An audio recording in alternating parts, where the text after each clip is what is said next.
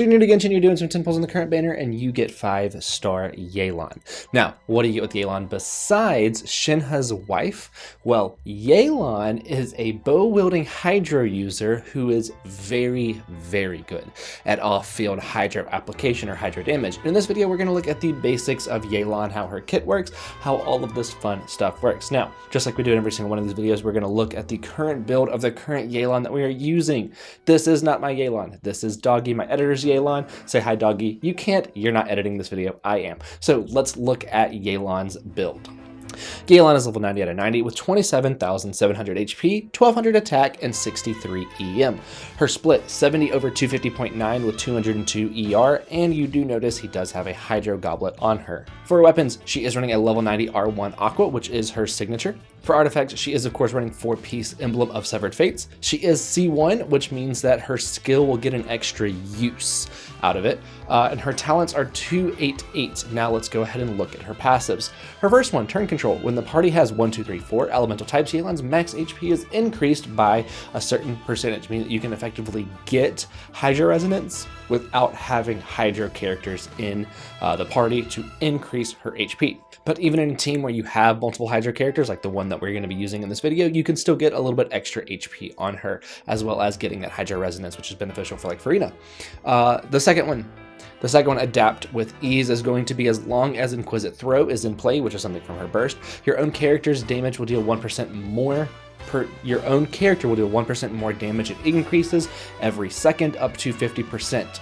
This is meaning she is buffing your character on the field, giving them a little bit extra damage, which is really, really good. So now let's go look at how her kit works. Doggy, why isn't your chasm at 100%? Your exploration saddens me. So first we're going to look at her normal attacks. Now her normal attacks are going to do physical damage. They do have a really, really cool animation where she kind of throws the bow and then pulls it and kicks it back towards her kind of thing. I do really like the animation. Now, her charge attack is going to have a couple different versions. This first one that you're going to see is going to charge very, very fast.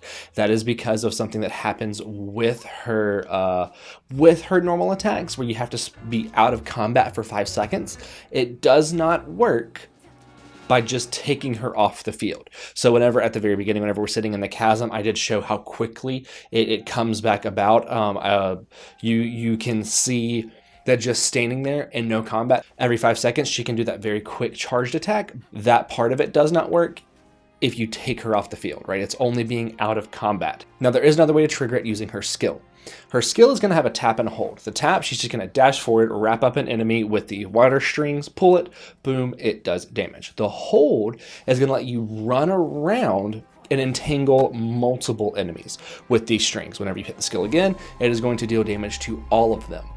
This also gives you the ability to do that very quick charge shot. If you do her skill and you wrap up the enemies, then you can immediately do that very, very fast charge shot. So that's how you activate it without needing to be out of combat for more than 5 seconds. Now, because this Yelan is C1, she does have multiple uses of her skill, and this is very, very beneficial for getting energy back to Yelan. It's also very good for just dealing an extra instance of damage. As you can see, it is doing just like 26,000 damage whenever it crits, which is a fair good amount of damage to just be able to do. Now we're going to need to talk about her burst. Her burst is going to do an instance of AoE Hydro damage doing all these strings.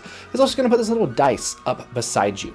This is going to do a coordinated Hydro attack every second when you do normal attacks, or your on-field character does normal attacks. So we can actually take Yelan off the field and put somebody like Nilou, in this instance, on the field to then do normal attacks, and then Yelan's burst is going to do coordinated Hydro attacks with Nilou being our on-field. This works with anybody. So this is going to be very, very good for like vaporize reactions or freeze reactions with like a Yaka.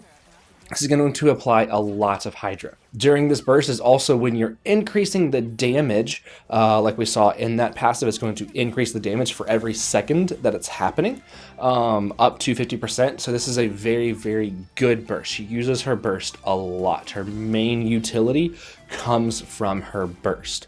So that's why we want to make sure that we have a ton of energy recharge on her for doing damage through her burst. Now let's talk about artifacts. For a beginner or basic artifact set, I'm going to say either 4-piece Exile, so that way you can get up energy recharge as well as helping the rest of your team get up energy, or 2-piece Exile, 2-piece Scholar, to where you have 40% ER on Yelan, which is going to be really, really important because we want to make sure that we are getting her enough energy recharge to use her burst as often as possible, because that is where she gets a massive amount of her damage and utility from. So for the main stats on the artifacts, doing an ER Sands is going to be very, very important. Yes, her entire kit revolves around HP like her skill and her burst does, but we want to have enough ER, especially later game whenever you're using something like Emblem, we want to have enough ER to be able to use her burst. So running an ER Sands is really, really good. For the Goblet, Hydro damage or HP. It's going to come down to substats. In this case, Hydro is better. And then for the Circlet, crit rate or crit damage, depending on what you need more of and depending on your weapon. Now, I know I don't normally talk about signatures, but because Doggy has signatures on Yelan, Aqua is very, very good. It gets up crit damage, it gets up HP, and then it also gets up the damage of the enemy when there are enemies nearby. So this is a very, very good for Yelan. I mean, this is her signature. Of course, it's going to be good. But some other options are going to be something like Favonius. Favonius gets up energy recharge, which is very, very good. In this case, you might even be able to run an HP Sands instead of an ER Sands. And you get a free Favonius Warbow upon completing the Anemo Archon quest. So this is a very, very good weapon. In this one though, the passive, you want crits. So you would really want to get her crit rate as high as possible. So you'd probably do a crit rate circlet instead of a crit damage circlet. Of course, you also have Sacrificial Bow, which gets up energy recharge, which again is going to be good, and its passive essentially gives you a free C1. I would still say that Favonius is probably going to outperform Sacrificial, but Sacrificial's passive does give you an extra instance of using her skill to get more energy to her. You depending on which one you have or like what kind of team you're running in, you're probably going to be using Favonius if you don't have something like her signature. Now, of course, we're going to talk about teams in the next video, or more teams. The one running in this video is actually a Flood team, where we're using on-field damage Nilou, Farina for buffing and for off-field Hydro, and then we are using Yelan for off-field Hydro, as well as being able to bring her on and use her skill, and then Jean to heal the whole party and get VV Shred. This is a very, very fun team. I call it a Flood team. Some people call it a Mono Hydro team. I really, really like the term Flood. But this is a really, really good team, and I believe I've actually done an Abyss reaction review, whatever you want to call it, with Doggy using this exact team in the Abyss, and you can see there's just so much Hydro damage going on that it's really, really good at overwhelming the enemy with just how much Hydro there is. In the next video, we are going to start with this team, but then we're going to talk about several other teams that Yelan is going to be good in. That is going to be it for this video. If you have any questions, do be sure to leave it down in the comments, myself or someone interested in answering. I'll see you in the next one.